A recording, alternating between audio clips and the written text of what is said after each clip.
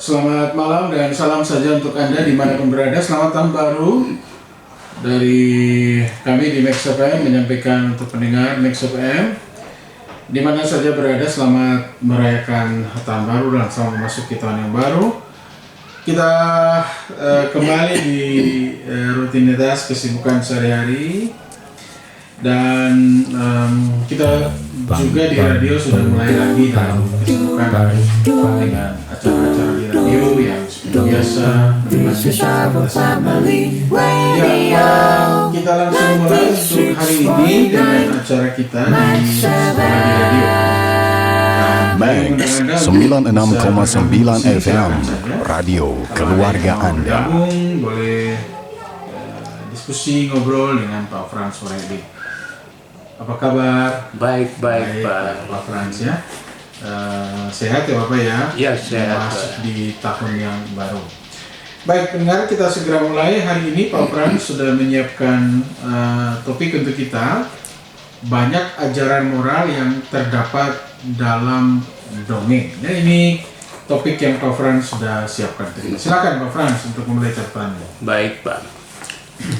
Banyak ajaran moral yang terdapat dalam dongeng. Dongeng biasanya disamakan dengan cerita rakyat atau folklore dalam bahasa Latin.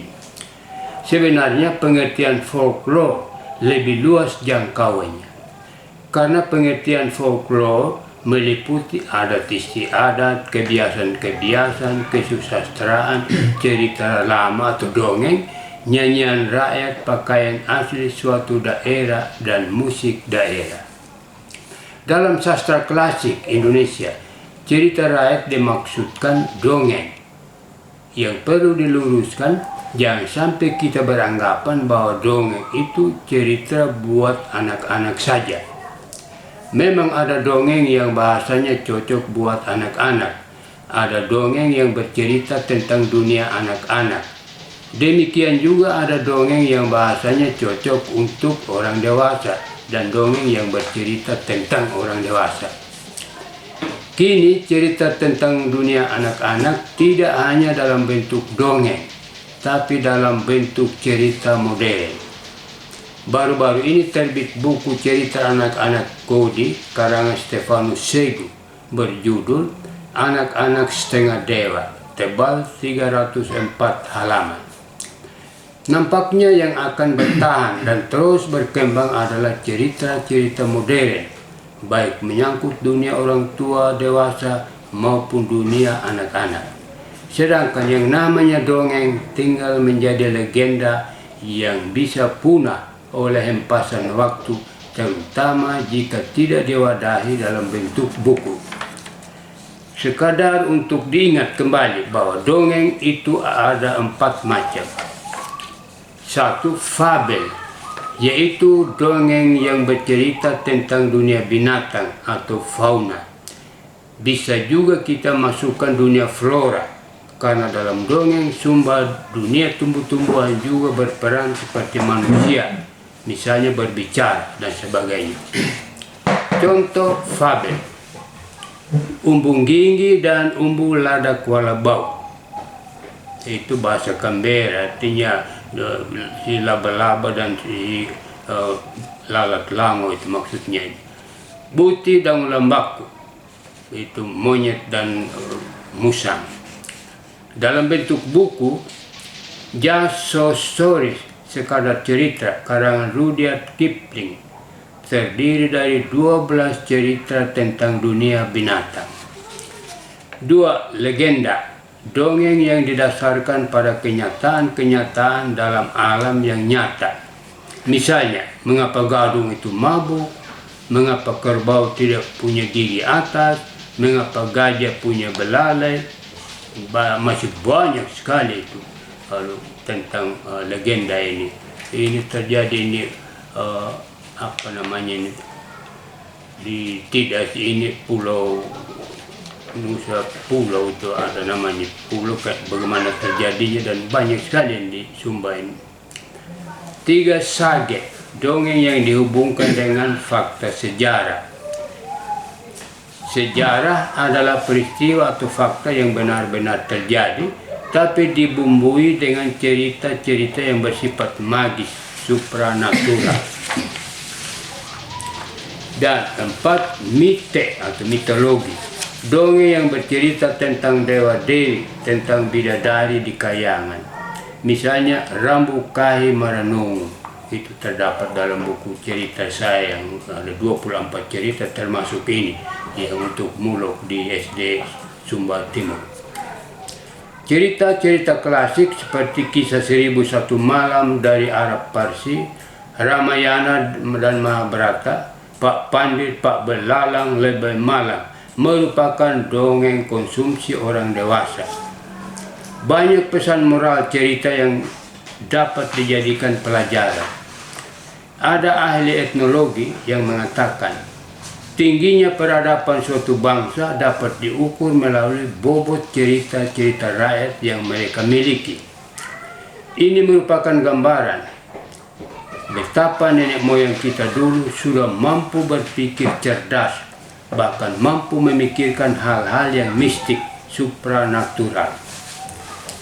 Dongeng-dongeng Sumba yang melewati alam pikiran manusia ada banyak contoh, seperti Rambu Kahi Maranungu, terjadinya Kandunu Dukuwe, Ina Karungu, mencari bayi yang hilang, raja yang paham bahasa binatang, Umbu Kidang mencari jodoh di dalam peti, dan masih banyak lagi.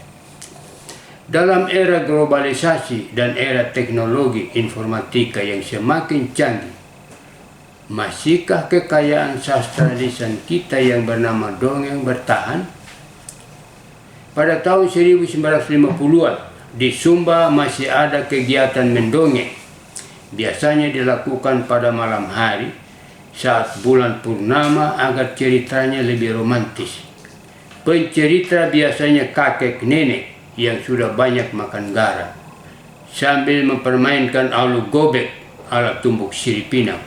2-3 dongeng bisa rampung hingga larut malam. Fungsinya sebagai pengantar tidur, makanya selalu dilakukan pada malam hari. Jika ceritanya panjang sekali seperti Kalangulang Kakak di Kodi, ceritanya bisa dihentikan pada adegan yang mendebarkan, ibarat dalam cerita kisah 1001 malam atau cerita film. Kemudian dilanjutkan pada malam berikut. Syaratnya, semua pendengar tidak boleh tidur sebelum ceritanya berakhir. Larangan ini hampir tidak pernah dilanggar karena sugesti adat yang menakutkan. Siapa yang tertidur saat bercerita akan membawa sial. Si pencerita atau pendengar pasti ada yang mati. Tergantung dari siapa yang lebih kuat rohnya, itulah yang selamat. Banyak dongeng yang mengandung nilai-nilai ajaran moral dan pendidikan. Ada juga yang menimbulkan rasa belas kasihan karena penderitaan yang dialami para tokoh seperti Ranggamone dari Kodi, Jelo Rukuwondo dari Mukembero, kisah tujuh anak yatim piatu, dan Apu Milimonga dari Sumba Timur. Ada yang mengobarkan semangat, juang, hingga mencapai sukses. Umbu Dilu kawin dengan Putri Milimonga, Ina Karungu, keduanya dongeng dari Kambera, merupakan contoh betapa tokoh cerita berjuang hingga mencapai sukses. Si Borok jadi kaya, Anatomila, si anak miskin, dongeng dari Kodi, mengingatkan kita pada hikayat si miskin dalam sastra Melayu klasik. Jelo Wandala Lukaka bersama Rambu Rere Mata, saudarinya yang dikucilkan di sebuah hutan rimba oleh orang tuanya.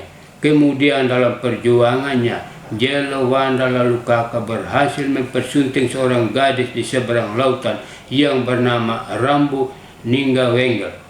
Kamarnya terbuat dari batangan emas. Cerita senada kita temukan pula dalam Kiahe Karembioy dari Kodi yang mengingatkan kita pada Cinderella, dongeng dari Jerman yang sudah tersebar ke seluruh dunia termasuk versinya yang ada di Indonesia. Cerita-cerita kocak yang lucu pun ada. tapi kebanyakan telah didominasi oleh cerita Abu Nawas dari Arab Parsi.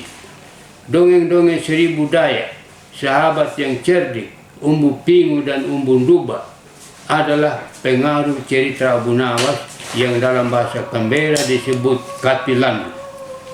Di Kodi namanya Benyawa, disambung Abu Nawas.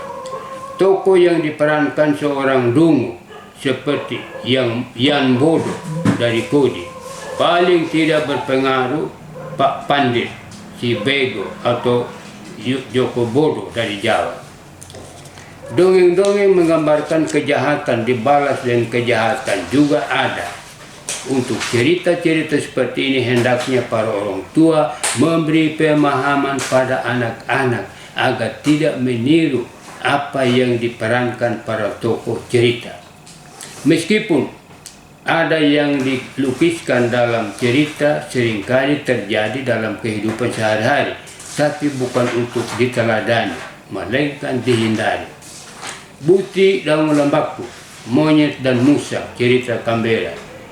Miandi Monomiahi, Bayam dan Garam, cerita dari Kodi, merupakan contoh cerita kejahatan dibalas dengan kejahatan.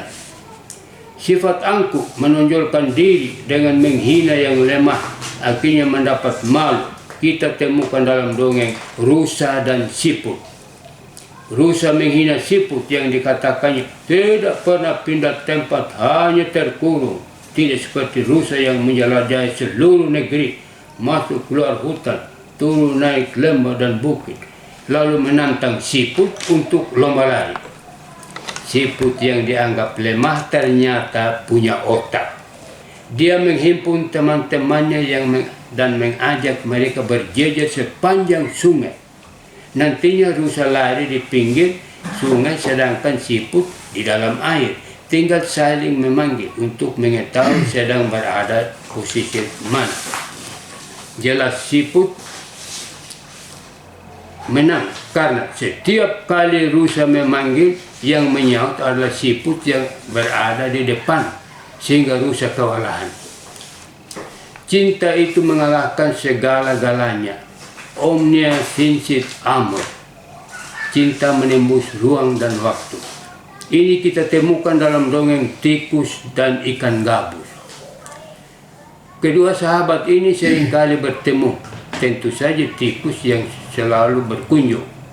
Mereka berbincang-bincang walaupun berada di alam yang berbeda. Tikus di pinggir sungai dan gabus di dalam air. Tikus tidak bisa masuk dalam air, demikian juga gabus tidak bisa naik ke darat. Tapi komunikasi lancar. Pada suatu hari, tikus mau menguji seberapa dalam cinta kasih sahabatnya terhadap dirinya. Dia menemui temannya, sementara itu dia pura-pura sakit. Gabus heran melihat gelagat sahabatnya yang tidak seperti biasa. Ada apa gerangan yang terjadi sahabatku? Tanya Gabus. Saya sakit dan saya hanya akan sembuh seandainya sahabat bisa mendapatkan telur ayam buat saya sebagai penawar. Jawab tikus. Saya akan berusaha sahabat, tukas Gabus. Lalu tikus kembali ke sarangnya. Sore itu datang seorang gadis menimba air di sungai. Dia membawa wadah periang tabung bambu sepanjang 2 depak. Ketika gadis mencelupkan tabung bambu ke dalam air, Gabus menyusup masuk.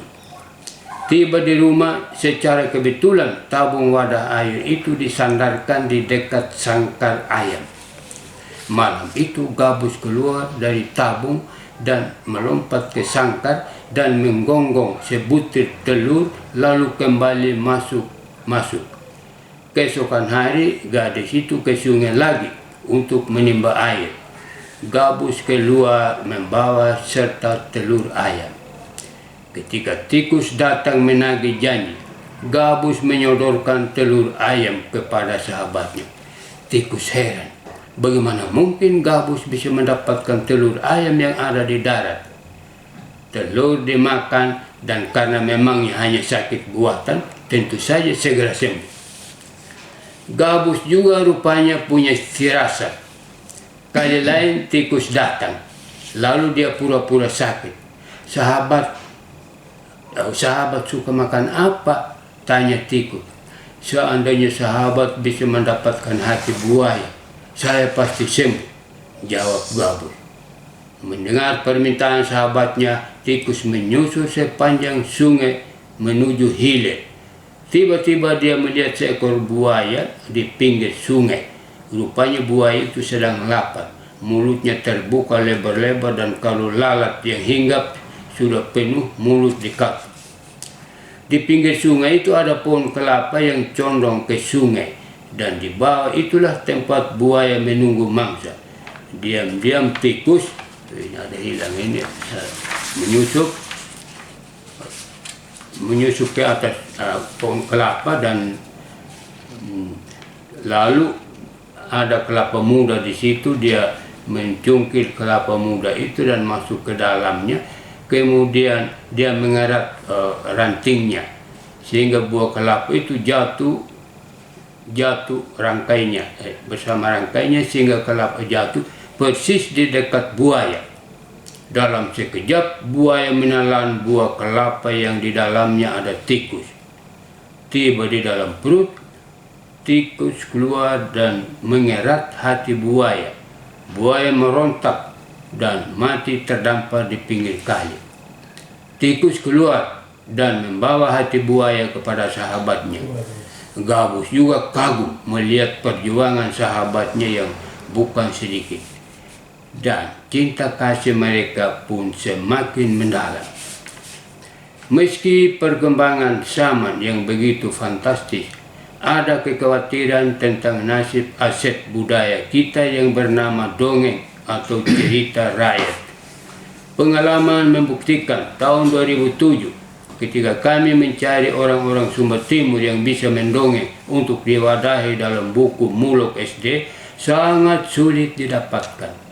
Akhirnya kami temukan juga di beberapa tempat seperti di Tabundung, Pau, Melolo, Kawang, Janggamang, Lambanapu, dan Kuta.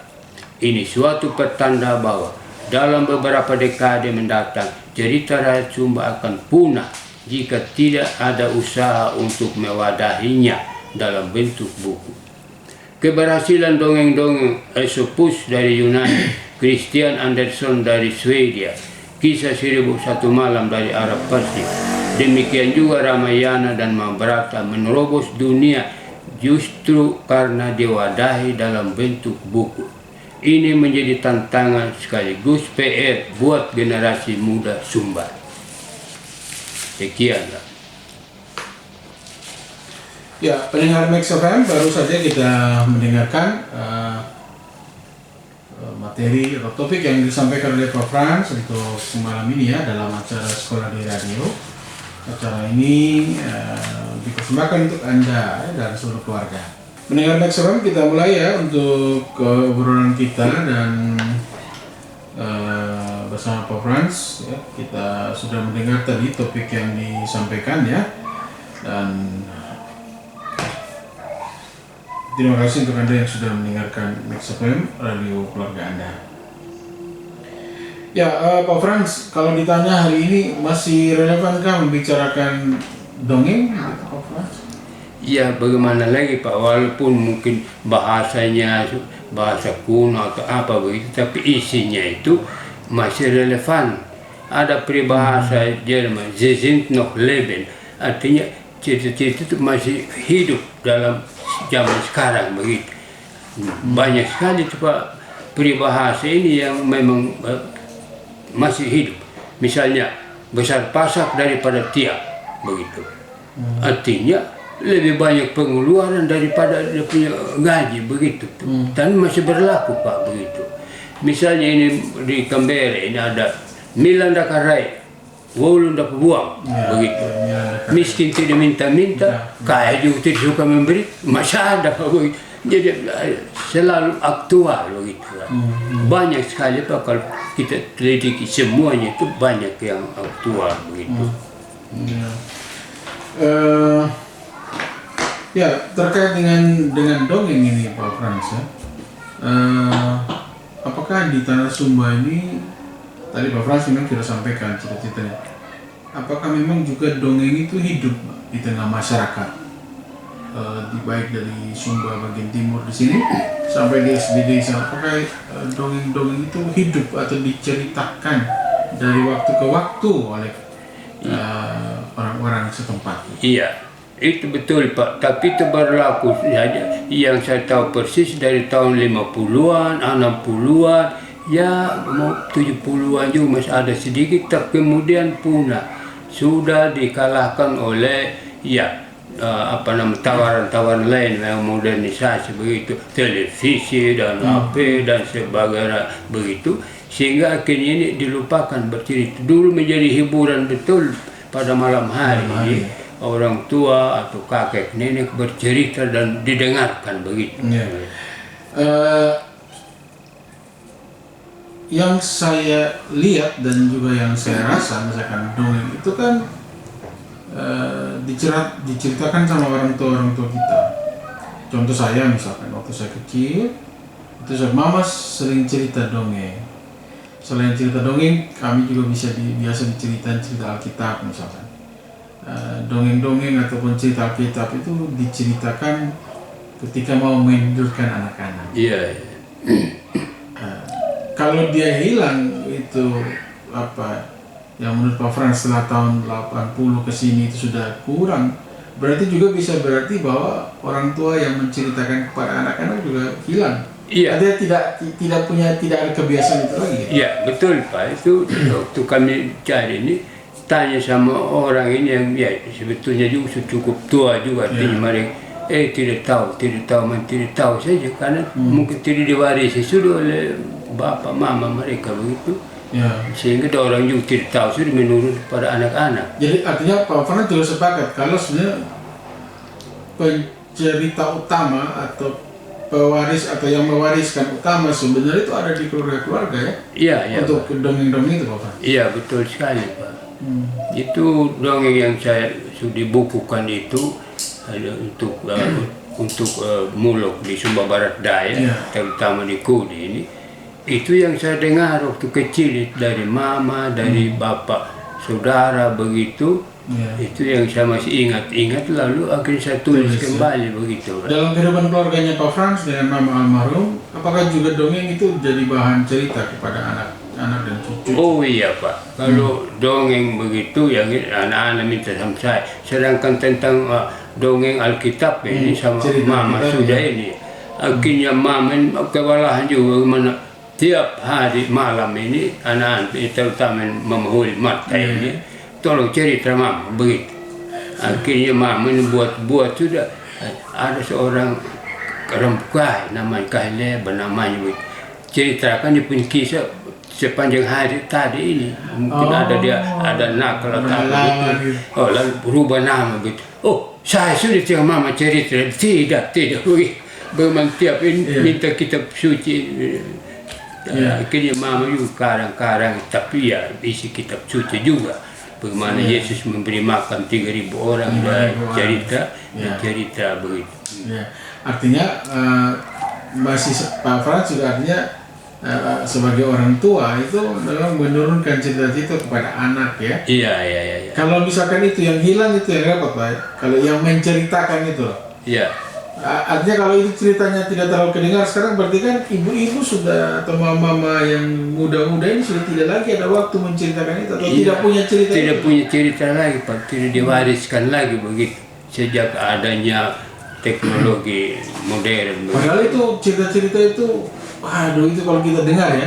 Iya Pak. Itu kadang kita bisa ikut menangis. Betul Pak. Macam kalau kita ingat yang sedih-sedih itu ya Batu Badau, misalnya cerita yang tahun-tahun tidak enak itu ya, kemudian Maling Kundang itu sangat menyentuh dan memeras emosi gitu ya. Iya.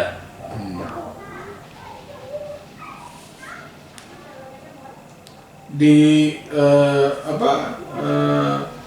cerita-cerita itu diceritakan gitu oleh pencerita atau orang tua gitu. Iya. Di sekolah sih kayaknya tidak ya, yang menceritakan dongeng-dongeng menurut saya kalau saya pribadi yang malah yang saya ingat dari orang tua. Ya, di sekolah hanya saya Pak kebetulan ya saya masih ingat banyak dongeng sehingga di sekolah kadang kalau ada hubungannya saya bisa cerita dongeng begitu. Ya, sekali lagi kalau hari-hari ini kita tidak mendengar cerita dongeng atau bahkan mungkin anak-anak kalau dengar sekarang mereka aneh juga. Ya, Apa ini? ini padahal ini ya kalau kita dengar itu banyak sekali cerita dongeng itu yang ya menarik, menyentuh begitu. Ya, Pak Frans membawa tulisan malam ini pendengar terkait dengan bahwa di dalam dongeng itu terdapat banyak ajaran moral. Ya. Artinya sebenarnya dia berbicara moral tapi dari sudut dongeng gitu ya, dari menceritakan model dongeng gitu ya Pak Frans. Iya. Tadi kan kita ambil contoh bagaimana cinta kasih tidak dihalangi oleh ruang dan waktu, oleh tempat. Bagaimana ini gabus dengan tikus ini. Iya, kok bisa ya? Bisa begitu. Lalu karena begitu mereka membuktikan cinta kasihnya pada mereka mengasihi. bagaimana bisa pergi ke darat itu dan bagaimana ini tikus juga bisa pergi di air ini. Adalah di Buaya lagi yang ngeri sekali begitu. Artinya kalau diceritakan kepada anak-anak tuh pesannya kuat sebenarnya. Iya. Jelas dan kuat bahwa di antara tikus dan gabus ini bisa saling bersahabat. Iya. Bisa begitu saling mengasihi sampai Membuktikannya dalam iya, bahkan itu bertaruh nyawa kan? Iya, bertaruh nyawa betul Pak. Bagaimana yang gabus pergi ke darat ini. Artinya kalau itu diceritakan kepada anak gitu kan bagaimana satu orang atau persahabatan itu bisa begitu betul. luar biasa ya. Iya. Jadi kita bisa katakan, ya biar orang kulit putih lalu kamu orang kulit sama itu begitu, tidak menghalangi begitu, yang hitam lalu begitu, itu sehingga anak-anak ya begitu. Demikian juga yang sombong Pak, artinya supaya jangan ikut kita lihatlah bagaimana rusa ini karena dia jalan sepanjang ini begitu, lihat ini lihat ini yang di atas bak, kawan tinggal tempat saja tidak seperti saya yang menjalani seluruh wilayah ini. 96,9 FM Radio Keluarga Anda. Nantang lari ke lomba lari, kok berani? Ya coba saja. Maka rusa ini besok begitu. Malam itu siput kasih tahu kita dipermalukan oleh rusa ini, tolong bantu saya. Jadi berjajar sudah di sepanjang kali sejauh mungkin. Lalu tiap kali saya suruh dia yang panggil sama siput. Sehingga tiap kali dia panggil jawablah siput yang di depannya. Tiap kali makin jauh coba dekat lagi supaya dia kira ini sudah dekat begitu. Lalu kemudian panggil ya jauh sana.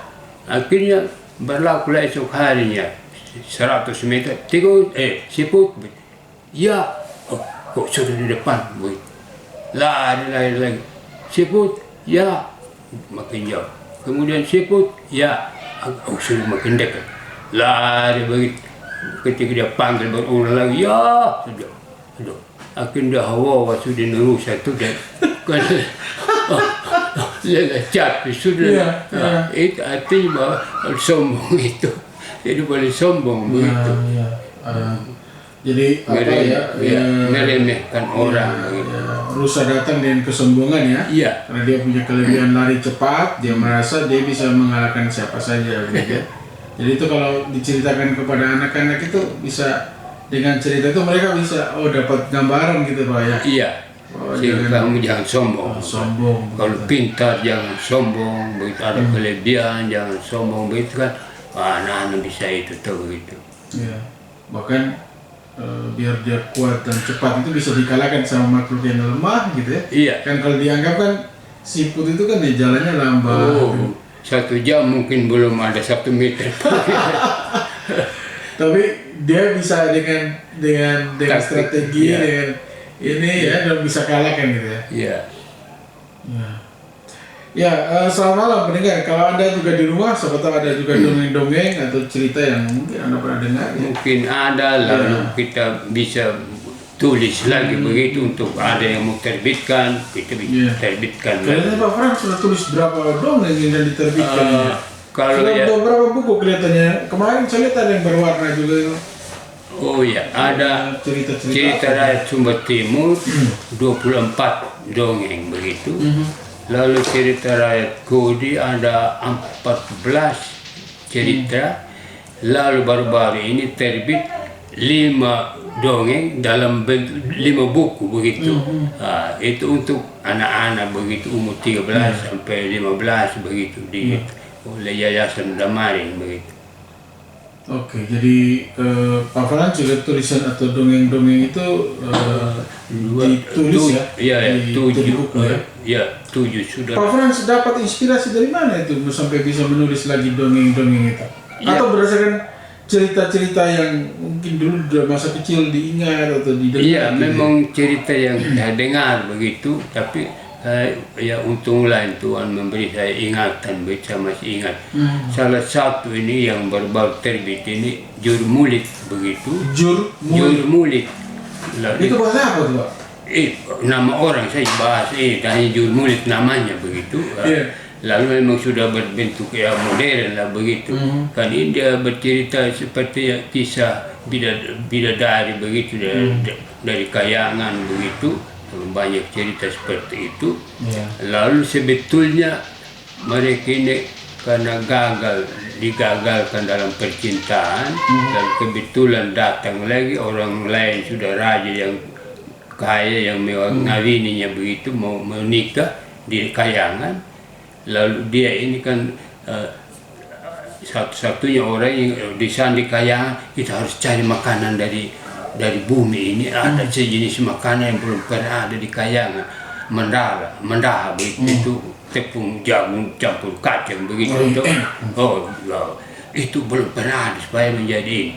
Maka datanglah ini 2 orang terbang begitu, lihat sudah kebun jagung di situ, lihat sudah ini mama tua. Tempatnya ini Jurmulit tadi yang sebetulnya sudah gagal tadi itu terjadi kawin tadi, kan dia tertidur begitu sudah datang dari kayangan itu, akhirnya pulang dengan malu begitu mereka.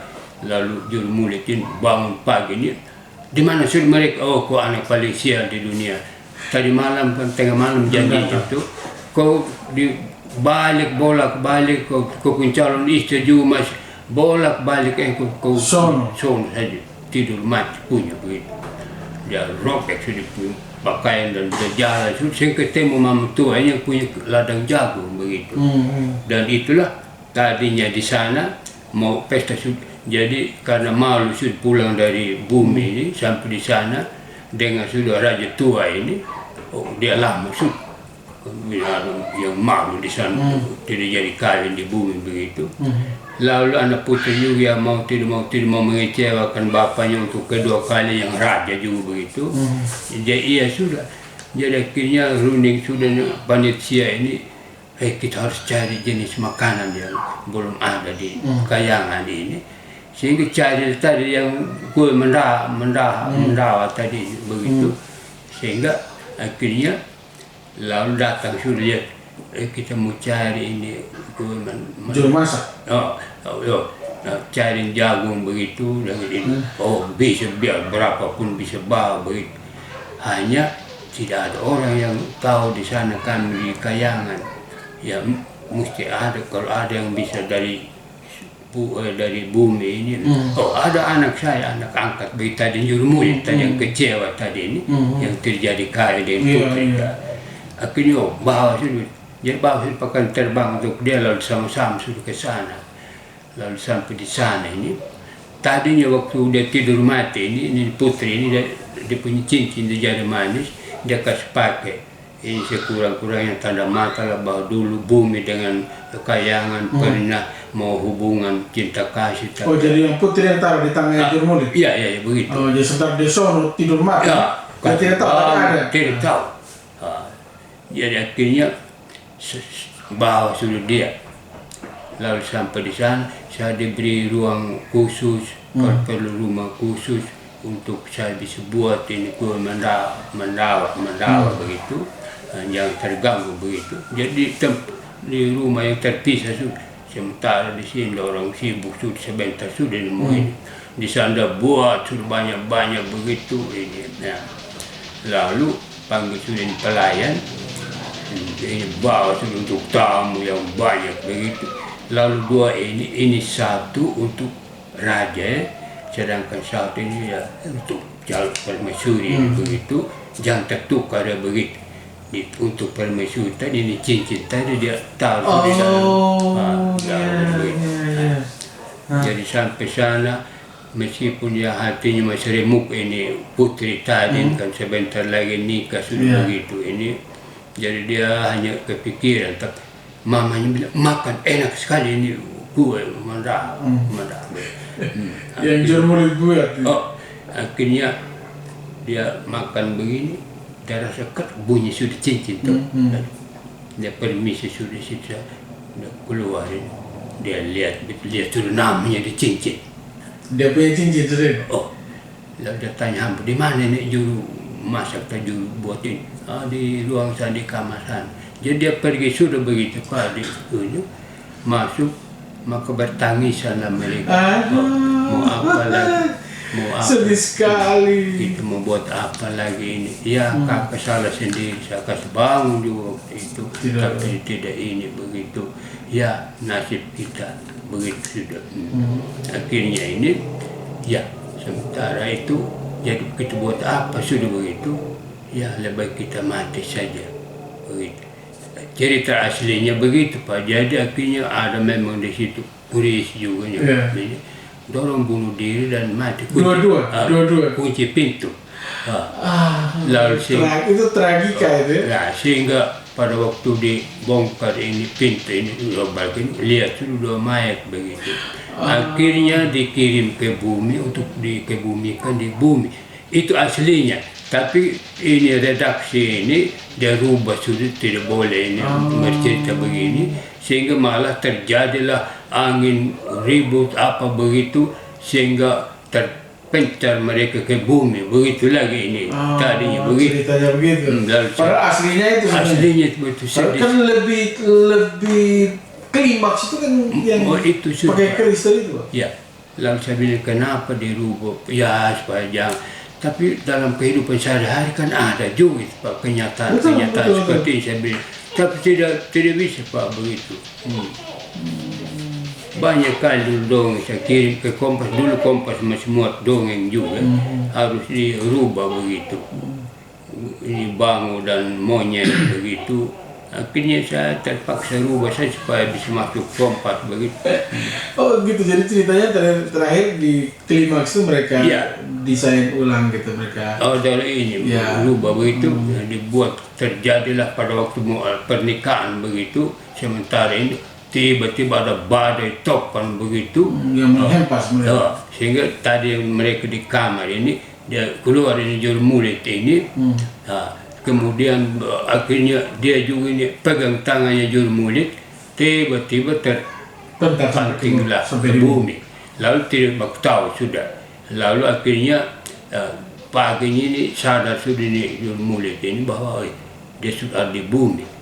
Lalu sementara di mana sudah ini putri permaisuri begitu. Jalan-jalan begitu di bukit, lalu lihat sudah juga dia begitu. Akhirnya bertemulah dan mereka nikah sudah di situ dan kayak tidak asik gitu orang tanam jagung sudah itu bagaimana padahal tidak klimaksnya tidak dapat, tapi yang tadi itu kalau dia bunuh diri gitu itu ya kan ini sama sebentar Pak Frans, itu cerita Bapak bisa rancang gitu ada tanda-tanda dari mana atau dia punya?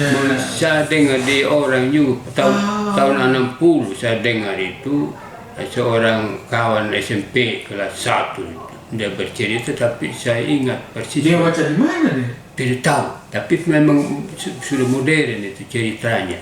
Kan mirip dengan ini cerita 7 bidadari juga itu yang ada cerita yang lalu yang saya pernah buat dulu itu ada yang tentang macam Rambukai Maranung itu kan bidadari juga sebetulnya cerita Sumber Timur ini yang begitu. Jadi banyak sekali yang saya dengar. Jadi baru-baru ini yang terbit ada 5 buku ini dongeng. Oh, tadi 1 Jurmulit, Gurita Raksasa, Si Miskin Jadi Kaya, ini Hakim Kalong, dan satu lagi itu, Hakim Kalong itu paling menarik, Pak. Nanti dicerita, Pak Frans, ini kan begini, katanya gitu, kalau anak-anak yang suka mendengar cerita dongeng gitu ya, itu kan imajinasi dia kan kemana-mana tuh. Iya, dari kecil sudah. Iya. Apa ya? Jadi dia tuh sudah membayangkan dan cerita, bahkan sampai bisa ikut menangis. Berarti kan dia ikut merasakan sesuatu gitu ya. Iya. Kelihatannya anak-anak yang dapat suka dengar cerita atau dapat masih mendengar itu, dia punya alam rasa itu masih terasa. Iya, betul sudah, Pak. Jadi dia bisa ikut merasakan bagaimana situasi di cerita itu ya. Orang dewasa bisa berpikir bagaimana imajinasinya orang-orang dulu yang menciptakan itu dongeng kok begitu. Macam ini Kandundu ini bintang pikul babi. Di kode juga disebut juga bintang pikul babi. Kandundu. Itu ada ceritanya? Ada. Cerita dongeng? Iya. Oh ya? Apa cerita lagi? Ini kita minta cerita nih Pak, Ikan Dundu. Iya. Jadi pokoknya ini satu keluarga begitu, lalu lahirlah ini anak, sementara bapak dan anak yang tadi yang sudah dewasa ini anak laki-laki dan ayahnya pergi berburu. Lalu lahirlah ini si bayi yang baru ini.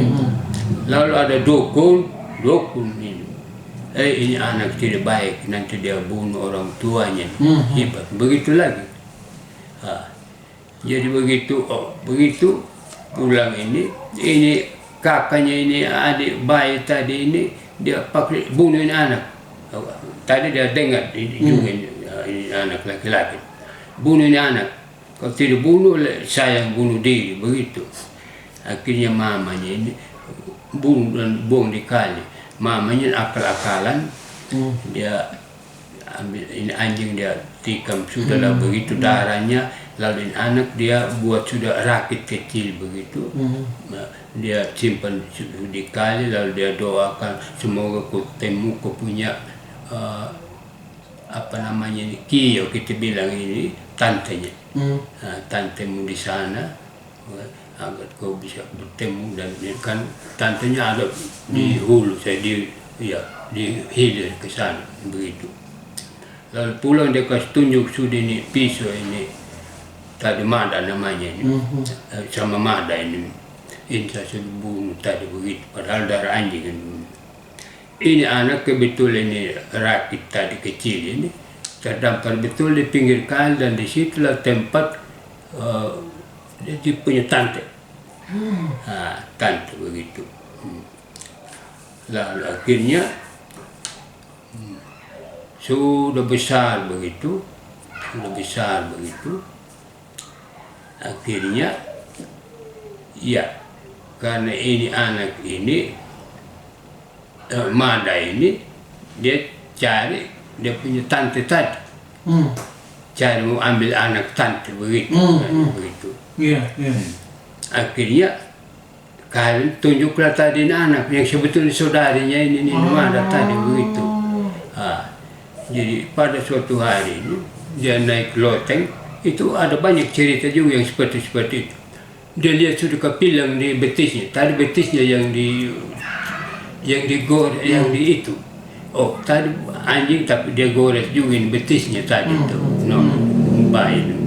Dia lihat pula, kenapa kau punya betis ini ada kepilang? Ya dari kecil memang. Akhirnya kenapa saya dikawinkan dengan saudari saya? Begitu. Akhirnya dia berdoa sudah dia mau menghilang sudah begitu. Lebih saya tidak layak lagi menghuni bumi ini. Lebih saya ke awan-awan ke langit sudah begitu. Sehingga dia ke sana sudah begitu. Akhirnya berundinglah para imam adat begitu. Bagaimana supaya kita pergi damai dengan dia begitu. lebih baik ya bawa babi sudahlah. Itu 2 orang pikul begitu. Sehingga orang terbang lalu menurut kepercayaan orang Timur, kalau sudah bertemu Maden, akhirnya dunia kiamat sudah begitu. Jadi makanya tetapin 3 bintang yang berjejer itu, yang di tengah itulah babi, yang ujung-ujung itulah 2 orang yang pikul itu babi. Sehingga disebut Ndunduk Wei, bintang pikul babi begitu.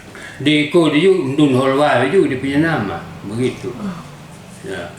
Berarti cerita itu hidup gitu ya, ada di antara masyarakat Sumba ada ya. Iya, tapi sekarang mirip-mirip ya. Iya, ada banyak kemiripan ini. Ini yang macam bintang yang bertebaran itu, lalu itu ini apa? Ada namanya yang sama juga begitu. Ini Lokuwaya gitu. Di sini juga seperti itu. Iya. Jadi ada banyak kesamaan sebetulnya. Makanya yang lalu kan 250 kata. Ya, belum semuanya. Kalau saya bisa cari sampai 1000 bisa ada 1000 kata. Artinya keterkaitan antara satu pulau ini. Gitu. Iya begitu. Ya, Pak Frans, ini kan apa ya, dongeng-dongeng yang Pak Frans sampaikan ini, kalau menurut Pak Frans ya, Pak Frans rasa-rasa atau dengar-dengar, apakah juga ini masih diceritakan oleh keluarga-keluarga sekarang ini? Tidak ada lagi Pak begitu. Iya. Itu saya tulis bahkan di majalah juga waktu itu bahwa ya artinya bahwa dongeng ini tinggal menjadi ya namanya. Atau jangan maksudnya mesti bikin acara mendongeng saja ya? Seminggu sekali atau bisa juga Pak. Ya. Jadi yang mendongeng itu siapa saja boleh selain Pak Frans? Oh iya, bisa. Orang siapa tahu ada yang ini yang mendongeng. Jadi kita bisa dokumentasikan tuh dongeng-dongeng itu. Iya. Bahwa apakah buka termin baru lagi begitu atau gabung sudah? Gabung sudah. Oh iya. Dalam sebulan sekali ada mendongeng gitu. Oh iya. Supaya apa ya? Ini bisa bangkit lagi gitu kan. Sekarang ini kan dongeng itu bisa dengan kecanggihan sekarang ini bisa jadi dia diceritakan lewat audio, video, bisa dengan buku yang berwarna gitu ya. Sebenarnya jadi tambah menarik sebenarnya. Iya. Cuma kan tidak diceritakan saja itu. Iya. Atau orang sudah banyak yang lupa. Itu nanti saya mulai sebagai awal saya bawakan ini Hakim Kalong begitu. Ayo kasih bocoran dulu Hakim Kalong ini lebih menarik. Hakim Kalong. Hakim Kalong. Iya. Bagaimana ini Kalong ini kan dia netral itu seperti burung dan binatang juga dia tuh ini. Sehingga dia dijadikan hakim. Karena yang berselisih ini antara hewan ini kuda dengan unggas ini kanara namanya yang diinjak ini anaknya mati begitu sehingga mengadu begitu. Itu masalah sih menarik nanti Pak kalau diceritakan itu. Kalau perlu Senin muka habis percobaan begitu. Ya bisa. Saya kira kita bisa mulai ya untuk karena begini Pak Frans, ini apa ya?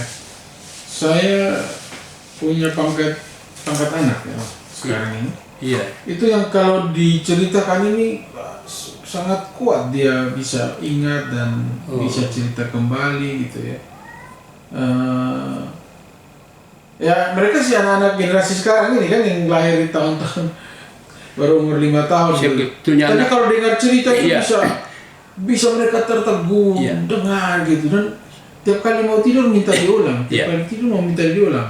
Sebetulnya anak-anak sekarang cerdas Pak, hanya kan tidak diberi tambahan gitu ya.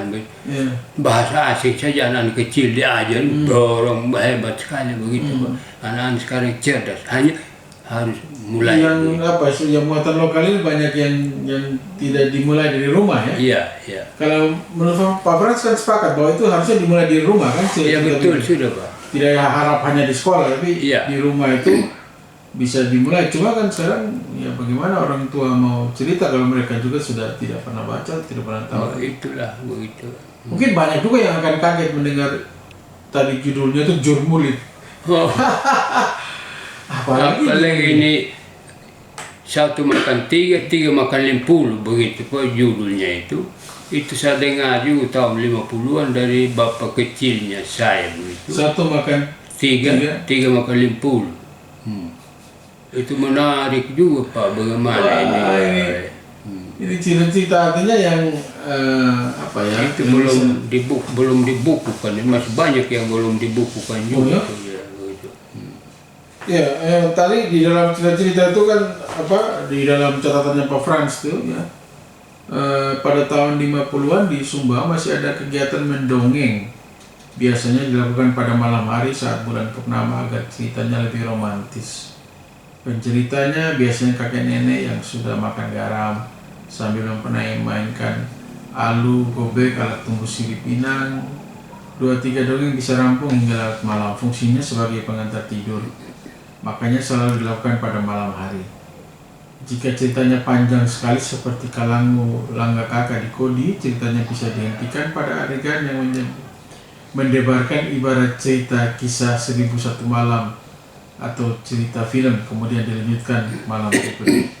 Dan pada tahun 30-an berarti itu masih sering Pak? Iya, ini Pak cerita dalam bahasa ibu atau bahasa ibu Pak. Ini Pak Kalangu Kakak ini. Saya cari orang yang masih tahu, memang ada. Itu bisa 2 malam begitu Pak baru selesai ceritanya. Jadi ibarat 1001 malam begitu, itu 2 malam, 1 hari 1 malam begitu, non stop begitu, baru selesai ceritanya katanya.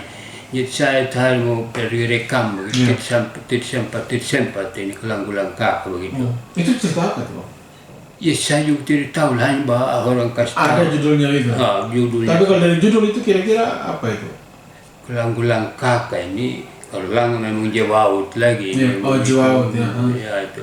Tapi saya belum pernah dengar sedikit, sehingga hanya judulnya saja yang saya tahu. Panjang dorong bilang bisa 2 malam itu baru selesai. Berarti sekarang sudah tidak lagi berarti yang ceritanya tahun 50-an? Iya, tapi ada satu bapak tuh yang tahu bilang, hanya saya belum sempat hubungi dia.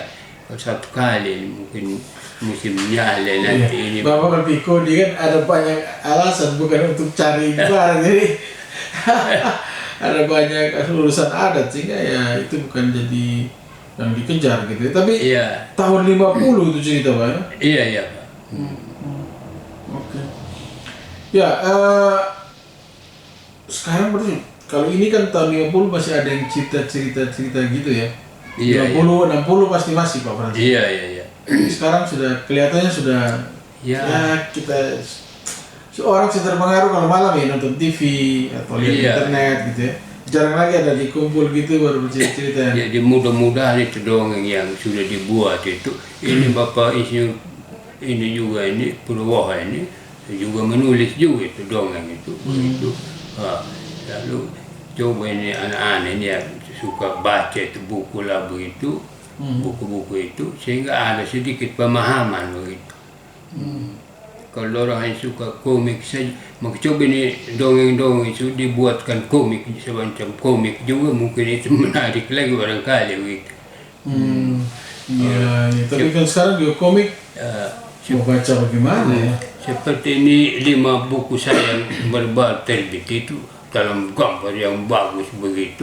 Kalau ilustratornya ya? Iya, ilustratornya begitu. Mungkin orang Sumba Timur juga yang ilustrator, tapi terbitnya di Malang begitu.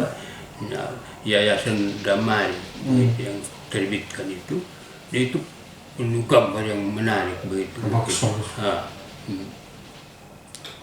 Ya, dan itu artinya kalau gambar bagus-bagus menarik berarti anak-anak juga suka ya.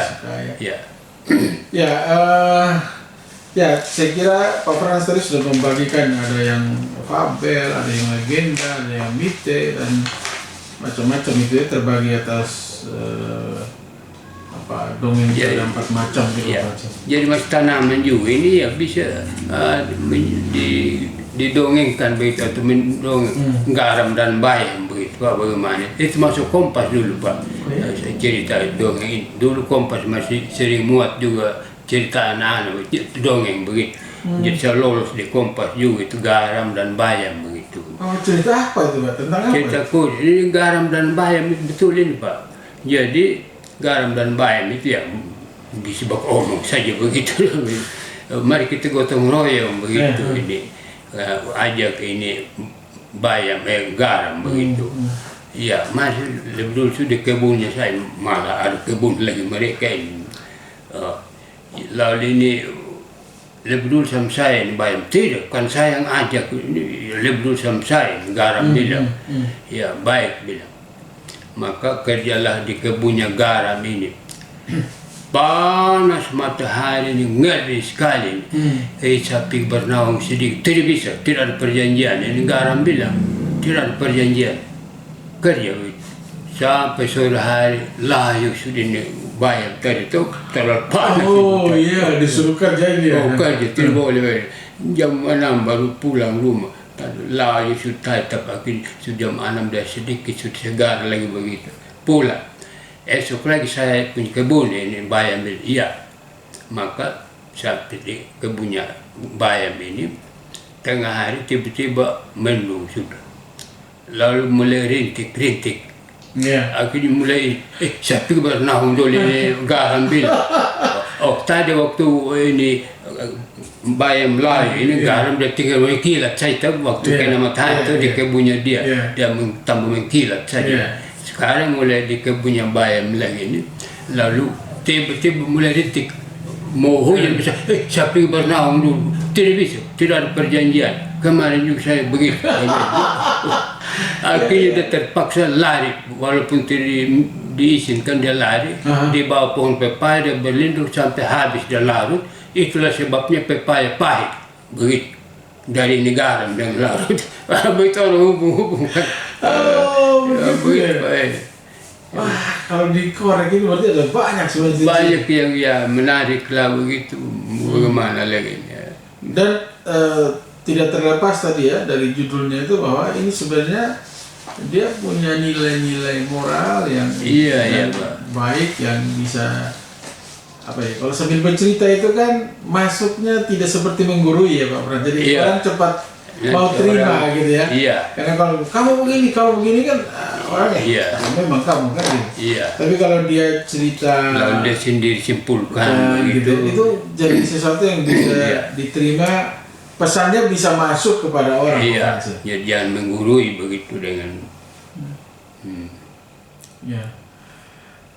Pak Frans, ini di bagian terakhir saya mau minta satu cerita nih Pak Frans. Sebelum kita tutup ini ya. Sudah mau jam 9, kita mau setengah 9 ya. Lebih baik. Ya, memang artinya yang balas dendam begitu juga. Saya mau cerita yang lucu. Yang lucu ada tidak? Iya, cuma saja ini Pak, ini musang dan monyet ini, bocah orang Lembak begitu, cerita Sumba Timur. Jadi tiba-tiba ini kan orang ada spon, ini monyet ini, musang, mari kita ke laut, sudah kering ini air begitu, sudah mau kering ini, pakai cari siput, gurita, ikan begitu. Ya bisa. Tapi kaki saya luka ini, musang bilang, saya habis koko, begitu. Banyak yang bilang begitu sama musang? Saya habis koko kalau ada semak ini, saya habis koko, begitu. Baik, sudah begitu. Maka kalau lihat, tapi gantian juga, kalau saya cakap, begitu. Jadi gantian begitu? Iya. Kalau lihat jalan yang baik, ini monyet dia jalan sudah sama-sama. Begitu lihat ini semak ini, saya lagi dia bilang sudah monyet, padahal orang punya kaki luka ini. Dia sudah kasih tahu di kaki luka. Ya. Akhirnya tambah luka sudah ini kakinya ini musang begitu. Begitu lihat jalan yang baik, gantian. Saya lagi yang koko sama monyet. Dia bilang lagi ini. Begitu terus mau tambah parah lukanya ini monyet. Sampailah di laut begitu. Dorong bajauan begitu cari siput ini. Dia lihat kima ini monyet, kima tahu tu Pak? Ini unggul yang tutup apa dia punya ini.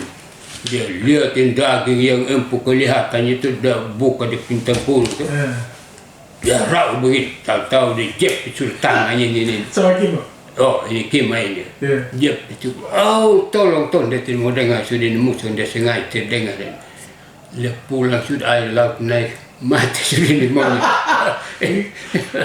Woi, sampai begitu ya? Oh iya. tolong dia pura-pura dengar. Kan dia susah sakit hati tadi Sakit gara-gara hati bagaimana tambah luka paha di punya kaki. Lihat yang berduri semak baru, monyet minta digendong. minta lagi digendong ini monyet. Kalau jalan bagus, Jalan bagus, dia gendong musuh. dia gendong bagaimana? Padahal orang punya kaki. Artinya sebenarnya kalau persahabatan itu harusnya kan ya sama-sama enak lah gitu ya. Iya, Ini dia mau cari enak sendiri ya. Wah, Pak Frans ini boleh request lah Pak Frans, nanti kapan-kapan ini bisa dongeng sebulan sekali lah. Oh, bisa begitu, Pak. Dongeng Kita mulai awal nanti ini Iya. percobaan lah begitu. Dongeng untuk anak-anak ya, Iya. supaya cerita-cerita ini juga bisa dinikmati. Iya. Anak-anak kita bisa muncul lagi lah Pak Frans. Iya. Terima kasih banyak Pak Frans Iya, sudah sama-sama malam ini. Selamat malam untuk semuanya. Salam. Radio 96.9 Max 7. Max 96,9 FM Radio Keluarga Anda. Apa dulu